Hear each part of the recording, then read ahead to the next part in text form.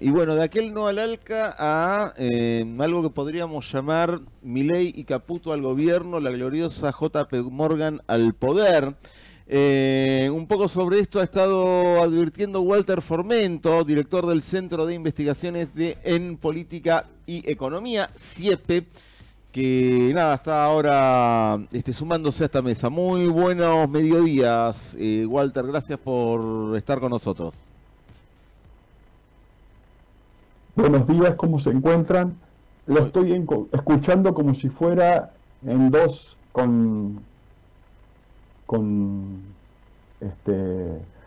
repetición, como si estuviera... ¿En el Zoom también? Mirá sí, qué raro. ¿Tendrá que ver con que está desde dos cuentas? Ah, sí, seguramente. Sí, debe ser eso. Seguramente si se conectó desde dos cuentas nos va a escuchar doble. Entonces, ¿usted ¿algo de nuevo? No, ahí vemos de corregirlo nosotros. Bueno, básicamente nos interesaba un poco los puntos de vista que viene planteando usted respecto a la injerencia de JP Morgan en la economía de nuestro país como parte también de un plan global, ¿no? ¿Cómo es esto? Sí, bueno, el JP Morgan, la gran banca financiera norteamericana que se encuentra siempre respaldando al Partido Republicano, en este caso se encuentra en función de gobierno. Trump es parte de ese esquema junto con Marco Rubio. Es bueno decir que Marco Rubio es históricamente su principal espada, la principal espada del JP Morgan. Recuerden que el JP Morgan, Morgan Stanley, es decir, la gran banca financiera con centro en Texas, Florida, es lo que respalda la candidatura de los representantes que van por Florida y por Texas. Entonces, cuando hablamos de Marco Rubio, el secretario de Estado, el todopoderoso secretario de Estado, podríamos decir incluso con mayor poder que Trump, y expresa una banca financiera mucho más poderosa que la que respalda a Trump, ambos hoy están coaligados, enfrentados a los grandes intereses del Partido Demócrata y las grandes transnacionales financieras globales que, para colmo, han sufrido una derrota estructural, profunda en Ucrania, y eso permite entender los grados de libertad que tiene hoy el JP Morgan en Estados Unidos, y por lo tanto la capacidad que tiene de respaldar a Trump y de respaldar a Marco Rubio, que es una pieza propia, y particularmente es todopoderoso en el Comando Sur. También había advertido sobre la figura de Bullrich, que decía que es la principal, la principal espada de la JP Morgan en el país y en la región. ¿Cuál es la importancia? Porque, a ver, uno a veces cuando la ve a Bullrich desenvolverse, hablar, y uno ve que evidentemente tiene un peso en la embajada, usted dice también en la banca, ¿cuál es la importancia, cuál es el poder, cuál es el peso que tiene Patricia Bullrich para llegar a estos lugares, no?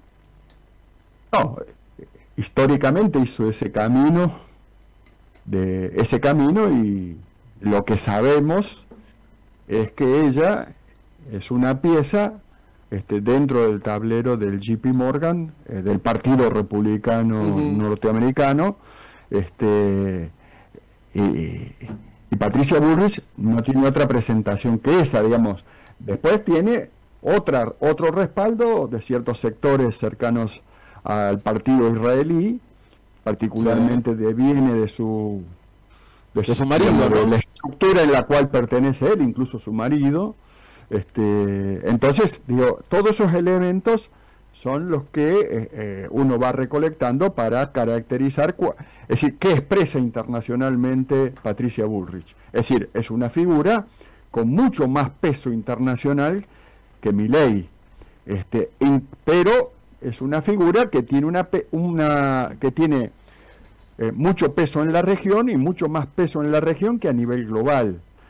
A nivel global, yo diría que la pieza Macri tiene mucho más poder de relaciones de poder internacional que Bullrich, y expresa sus vínculos históricos con los globalistas y particularmente el grupo Macri-SOCMA expresa un capital financiero local diversificado en Argentina, Brasil y China.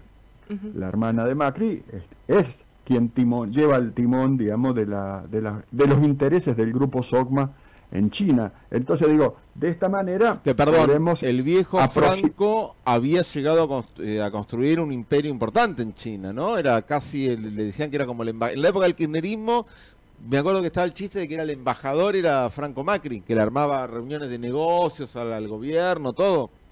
Exactamente. Y a Mauricio Macri le costó mucho, crear la imagen de que él tiene distancias importantes respecto a China y los intereses chinos. El grupo SOCMA tiene 3 grandes puntos de apoyo, que uno es Córdoba, el otro es San Pablo y el otro es China. Entonces, por eso se puede entender este diálogo que tiene con Cristina Kirchner, a veces de cercanía, a veces de confrontación, pero una confrontación que hoy no pasa del terreno de lo táctico o del operativo, no es una confrontación estratégica, no es una diferencia estratégica. En términos estratégicos tienen más coincidencia Macri y Cristina que Milei con Macri. Entonces, bueno, esas son aproximaciones según lo que uno entiende en función de los años que lleva trabajando estos temas. Walter, ¿en qué perjudica esto a la Argentina, esta injerencia del JP Morgan, estos vínculos internacionales? Bueno, el JP Morgan, como toda banca financiera y su proyecto de poder internacional, hoy necesita de manera estratégica, para proyectarse estratégicamente, consolidar su poder en toda la región.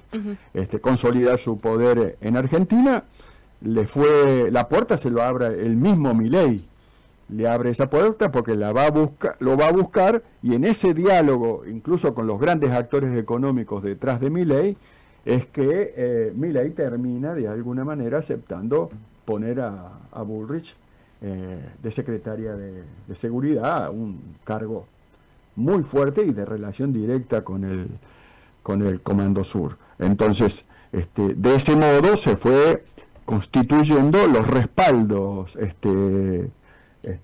Milei para poder de alguna manera llevar adelante una política de gobierno que está en los marcos de los respaldos que le da esta gran banca y este gran actor político y militar en la región, que es el JP Morgan, pero que es un actor en términos concretos económicos mucho más débil que los actores multipolares y mucho más débil que los actores financieros globales. Lo que pasa que los actores financieros globales, con centro hoy en Londres y en París, es decir, en la Unión Europea, luego de la derrota en la guerra de Ucrania, que es una derrota de la OTAN contra la multipolaridad, ese actor repliega en condiciones de derrota sobre la Unión Europea y en condiciones de debilidad. Eso es lo que le da grados de libertad y poder relativo creciente al JP Morgan y a Bullrich, que es su expresión directa en Argentina.